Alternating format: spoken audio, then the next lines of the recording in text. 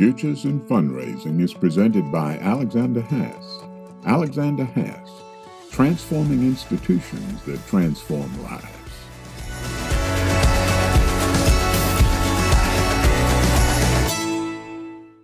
Welcome back to Futures in Fundraising. We're here this morning with Phil Mazzara, the president of the Providence Health Foundation in Washington, D.C. Thanks for joining us this morning, Phil.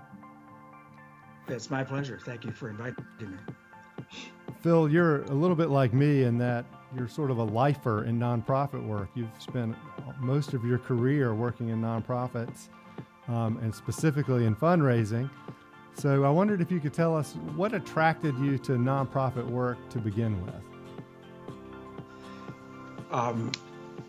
Partly it was just the interview process that I began after graduate school at the University of Georgia in journalism.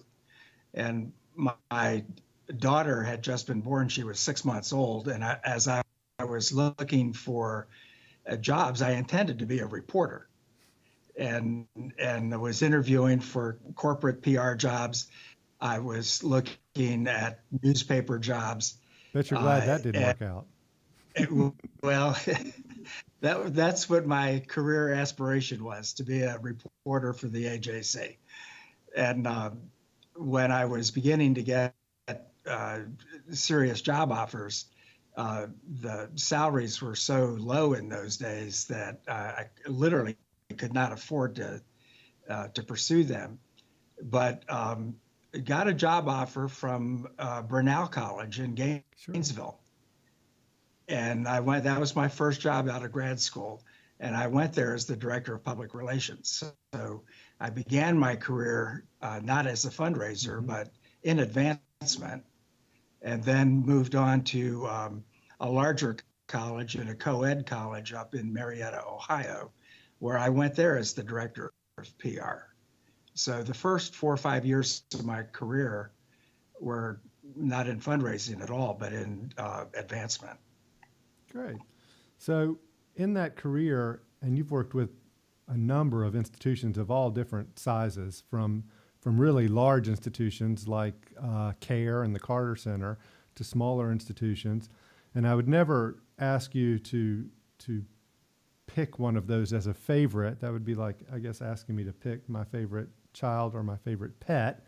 Right. But are there any moments that stand out to you as particularly things that you're particularly proud of, or things that were particularly impactful for you in your career? Well, I had the privilege of spending 10 years at Marietta College in Ohio. And there I learned our business. So I went there as the PR director. I moved on and became the alumni director of the college for a couple of years. And then I did the annual fund, and then they asked me to do a capital campaign. And so by the 8th year I was there, I'd been promoted to vice president, and I was in the middle of a 5-year capital campaign. And that 10-year experience gave me the sort of the breadth of an institutional advancement that really served me well over my career. So that was an institution where we almost did nothing by the book. In other words, the president asked me to run a capital campaign. I had zero experience in capital fundraising. I had some experience in annual giving. And he said, look, you can go to a case conference in Atlanta on capital fundraising. And so we did that 3-day conference, and I went back to Ohio, and we did it was a large campaign for the college at the time, but we had no feasibility study. We had no campaign consultants. And well, that me was a as mistake. a rookie, yeah, I've learned since, and really by the grace of God and some outstanding luck and great volunteers, we were able to pull the campaign off and did well with it. And then I got the call from Atlanta through friends of friends, and I began looking at nonprofit opportunities back in the Atlanta area, starting with Doug Alexander, who invited me down from Ohio to look at the very first fundraising position at Northside Hospital. And then eventually I ended up in medicine, but at Emory at the School of Medicine, because at that time I was more interested in the academic side of fundraising, although I'd never, ever done fundraising in a medical center environment. So I was able to join the Emory fundraising team as it began to decentralize the fundraising operation and put development directors in the schools, and then eventually alumni directors. And having served at a small liberal arts college for 10 years and having had those different positions, I knew how they interrelated. And oftentimes at a large school, you have cadres of specialists whose careers are in major gifts or planned giving, and they don't see the entire advancement structure. And that was helpful to me as we built the program at the Health Sciences Center. Yeah, it sounds like at Marietta, you held just about a role in just about every department that exists in advancement. Yeah, I did. And I was, it was a great way to learn the business with a president who was a mentor to me and gave me opportunities with those different positions to kind of learn the business and grow. So one of the things that I've tried to do over my career is sort of pay that back and be mentors to other people.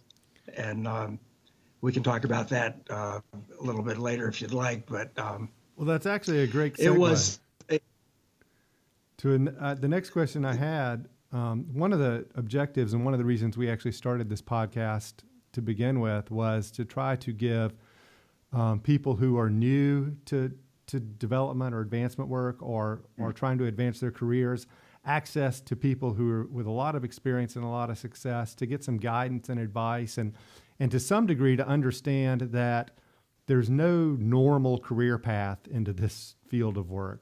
Right. People come into it from all over the place. So one of the things I always like to ask is, as you think back on your career and you think about young people who work for you or who you've mentored or who you know, are there pieces of advice that you would share with anybody who's thinking of getting into advancement or is earlier in their career in advancement and hoping to get to where you are someday? Well, I'm going to give you a specific example of that. Perfect. Because it's a classic, to me, a classic mentor relationship. So I was given a lot of opportunities, and you have to understand, leaving a small liberal arts college and going to be the first development director at the School of Medicine at Emory over a weekend with no research fundraising experience, no experience working with physicians and grateful patients was huge. So I was mentored by a lot of people there. But when I took a job in Atlanta at St. Joseph's at the Mercy Foundation as president, I had been there a few years and we had worked very closely with a graphic designer at the hospital who just has a great personality and a very, very winning way about her. And one day she came to talk to me and said that she'd like to get into fundraising. She'd like to leave the marketing department. And so I went to the CEO at the time, and I, after talking with her, and I said, if you're willing to let her go and learn our business, let's do this over 18 months. So it was in 3 6-month segments, and the first 6 months we just had one-on-one conversations, at the foundation office. The second 6 months, I introduced her to people in Atlanta who were in fundraising so she could see how it worked in different nonprofit settings. And then the third 6 months, she actually did a fundraising project with two of the hospital's physicians, which was a success. And at the end of that, we were starting a campaign, and she just segued into our offices in the foundation. Long story short, after I left St. Joe's, she went on to do major gifts at Shepherd Spinal Center. And then she went back to St. Joe's as president of the foundation. So there she was, succeeding me over a course of a few years. And now she's executive director of one of the foundations in Atlanta. Great success story. And I'm very proud of that. It changed her career. It was something she wanted to do. And yet we took enough time in the learning process to really have her understand what it was all about and spend the time to get herself mentally prepared to make the transition. As you think about that experience, is there anything that stood out as more difficult in making that transition from the marketing graphic design role to the development side? I didn't view it as difficult because, I don't think it was. She's a great writer, great sense of graphics, great personality. And, in our business, a lot of it has to do with people's donors' confidence in you as a fundraiser. The other thing she learned at St. Joe's, because the foundation at the time had enough assets that we actually made grants in the community. She learned the grant making side of our business, and that's what she's doing now. And I also viewed it in a slightly different way as the same kind of career change that I had undergone, starting out in public relations and then moving into fundraising. At the time I did that, the first few years of my career, being a fundraiser was the last thing that I ever thought I would do. And what I found that I enjoyed about it was that and I really learned this across the different aspects of my career, that there's no better sense of fulfillment than when you have a donor, almost regardless of the size of gift, making a contribution that's a stretch to accomplish some good purpose. There's just no greater feeling than that. And I think that's what this woman I mentored, I think that's what she's finding now at the foundation, giving away money, making a difference in Atlanta. Great. All right, we're going to take a very short break, and we'll be right back with more from Phil Mazzara.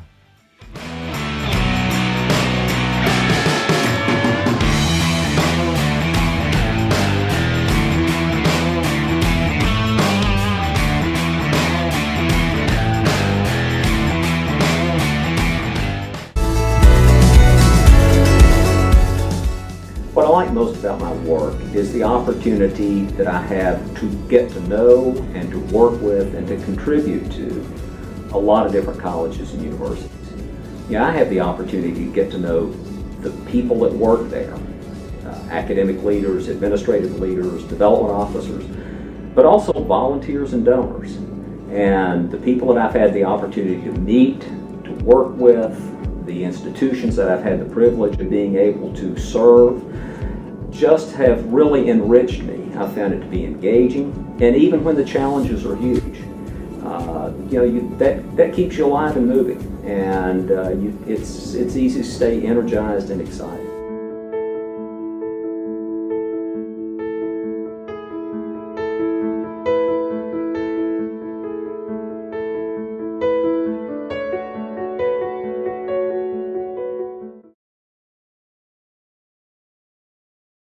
All right, we're back on Futures in Fundraising with the president of the Providence Health Foundation, Phil Mazzara.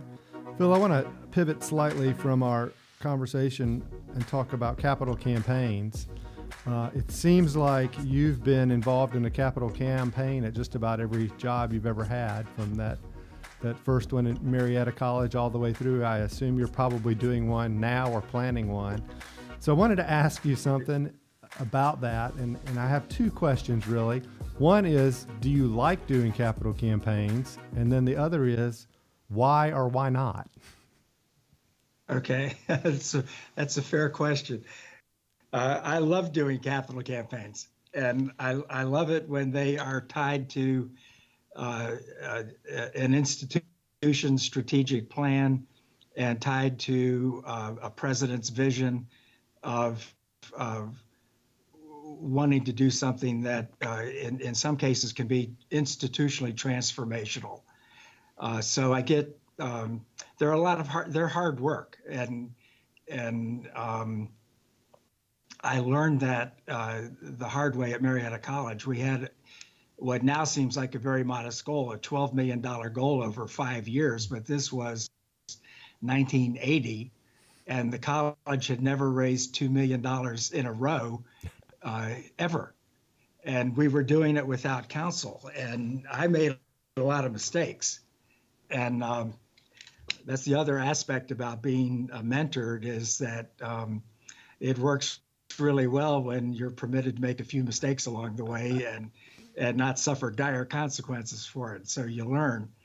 But capital campaigns, particularly in those institutions like Emory, where back in the day, I started my career at Emory in 1985, and Jim Laney was president, and he had a vision for Emory that was not shared at the time by a lot of people. Eventually, people bought into it, but it took probably 3 or 4 years of visioning and one-on-one conversations between him and board members and major donors to get them to see a vision of Emory that was much bigger than a strong regional university.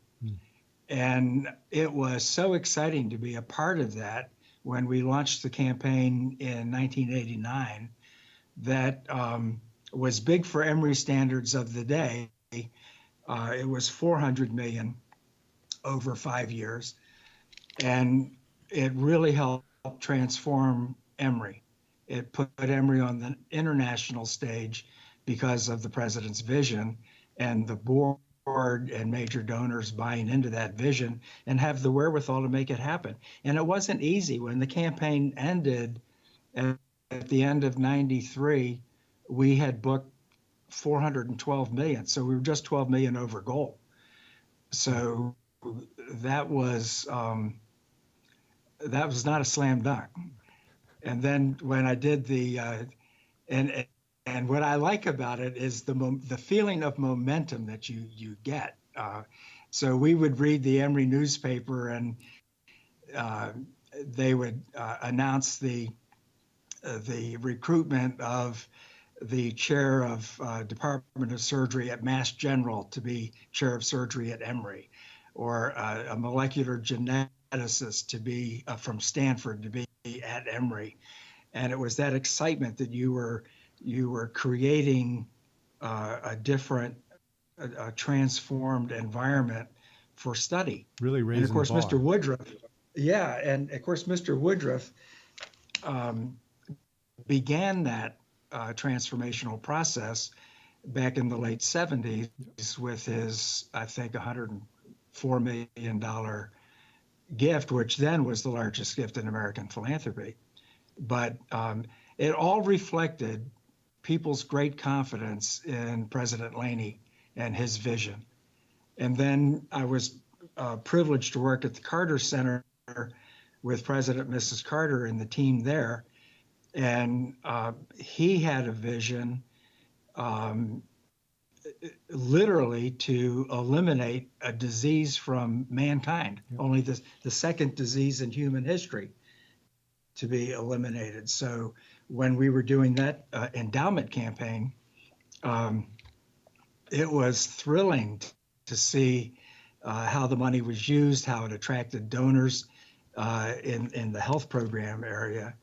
And now I think when the Carters started the guinea worm eradication program, there were about 3.5 million cases of guinea worm, and I think there are fewer than 20 today.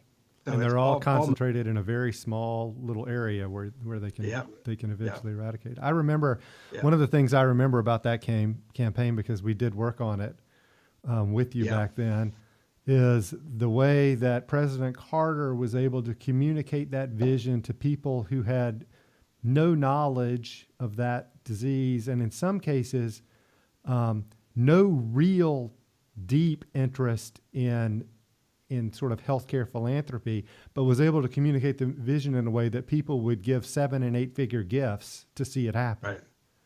Right. I mean, I remember numerous stories about that. The other story I remember about that is how President Carter used to like to try to ditch his Secret Service detail so that he could ride in the car with the rest of the fundraising team and not have to be by himself in the front car. Right. He used to do that too. Years ago, he had a fundraising 4-day winter weekend out at Crested Butte, Colorado. And he learned to ski when he was 62. Oh, wow. And was masterful at it as he learned to be master of many things.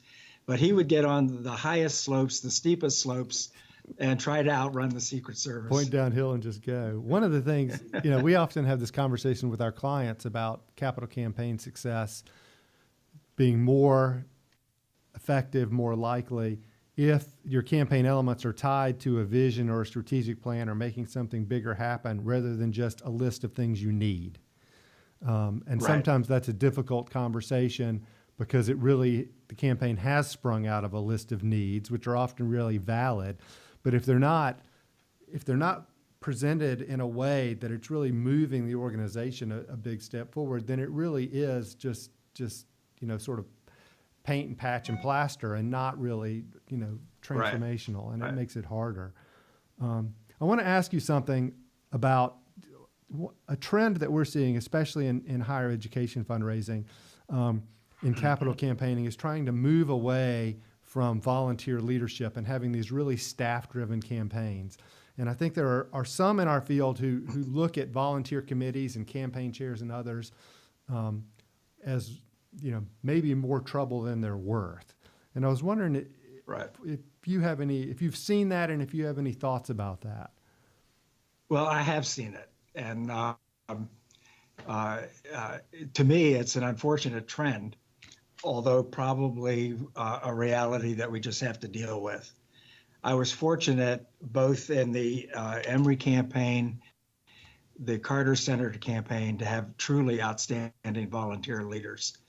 And even at St. Joe's, we had a much smaller campaign than those other institutions, but we had great leadership and people like Phil Heumann and Tim Cambias and a few others who kind of made it happen. The Carter campaign was interesting. We didn't have a very large campaign committee structure, but we had two very active co-chairs, one out on the West Coast, John Moores, who at the time owned the San Diego Padres, and then Oz Nelson, who had just stepped down as chairman and CEO of UPS. And Oz was a classic volunteer fundraiser. He would call us up and say, I need 20 more cards. I need 20 more people to call. And, we'd run over and give him the cards, and he'd make the calls. And he was very good about that, and a real worker bee. John out in San Diego would use his owner's box at the stadium to cultivate friends of his up and down the coast and from San Diego to San Francisco during ball games. And we had the president and Mrs. Carter there. And so he was active in a different way, but also a very effective way. And then they were both major donors to the campaign as well. Campaign was a big success because of their leadership. the Emory campaign was very volunteer driven. Each school had its own committee, its own chair. And we were fortunate in the health sciences campaign to have some local volunteer talent there that helped us get over our respective goals early in the campaign. So I'm not going to remember this precisely, but we started the Rollins School of Public Health in that campaign era. And so Mr. Rollins, who had given a very large gift to build the Rollins Research Center, then turned around and with his family made other significant gifts to get the school financially on sure footing. And it's now one of the top 10 international public health schools in the world. And, you can look back at the very beginnings of that with the Emory campaign back then. So it was transformational in a very positive way. What we also experienced in the campaign was sort of the opposite side of that, when a lot of private prestigious universities like Georgetown and Emory had to close their dental schools. And so we started out in the campaign for Emory with a goal for the dental school, and we ended up closing the dental school during the campaign and starting a school of public health, which was very and has been very successful. But they are, I found in many nonprofits today, it's easier to be staff driven. And it's just, I think, a reality of our professional lives today. I think it's definitely easier and more efficient. I don't think it's always more effective. Right. And that's the balance that we try to work with. One last question before we wrap up here, and that gets to the future, looking forward. I know you're currently leading the development program at a hospital that was actually chartered by Abraham Lincoln. That's correct. Who is my daughter's favorite president because they share a birthday, February the 12th, coming up here next week. She'll be 15, so pray for me. But I wondered if you could tell us a little about Providence Health and sort of what you're doing there and what the future holds for that institution. Well, it's at a really exciting time because the healthcare industry is changing dramatically. We've had recruited a new CEO of the hospital about 2.5 years ago. And she has been working with our parent company, Ascension, based in St. Louis, to take a new approach to healthcare, which is focused on really public health measures, focused on prevention and proper health care rather than sick care or acute care. And so we are the first institution in the Ascension Health system that has plans underway to design a health village where the hospital is the anchor to a health village, which is focused on healthy living, fitness center, perhaps a natural food grocery store, vitamin store, those kinds of things, where we're teaching the community to stay healthy so they don't have to come to the hospital. So with the changes in reimbursements, you are rewarded for keeping people out of the hospital. And that's what we're planning is underway now. We have an RFP going out to some builders. The next 2 or 3 years will be a very exciting time for Providence. It is Washington's oldest continuously operated hospital, and it's right on the forefront of radical change that I think you're going to see happen at hospitals around the country as prevention and public health become more rewarded in reimbursements than acute care health. And is there I'm not sure what the term for it is, but is there going to be built into that some level of non-acute care to try to get at things like you don't need to come to the emergency room for strep throat?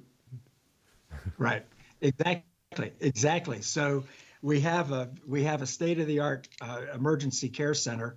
That was the last campaign that I did here at Providence, and it's beautiful and it's state-of-the-art. But what we're going to do in the health village is have urgent care. We're going to have, we found that 30 or 35% of our patients in the emergency care center don't need emergency care. They just need, they need help, but not emergency care. They need to see a doctor, but it's not life-threatening, at least imminently life-threatening. Right. And then we're also working in the community with populations that have comorbidities here in Washington, where the incidence of obesity and hypertension go together, heart disease. In a way, the hospital care is becoming almost more public health care, where we're trying to treat populations about their diet, about exercise and walking. So in our health village, we don't have it detailed yet, but we could have a fitness center and a swimming pool there to keep people active, keep them out of the idea is to keep them out of the hospital these days. Well, this is the Futures in Fundraising podcast, and that is most definitely a future thought approach to healthcare.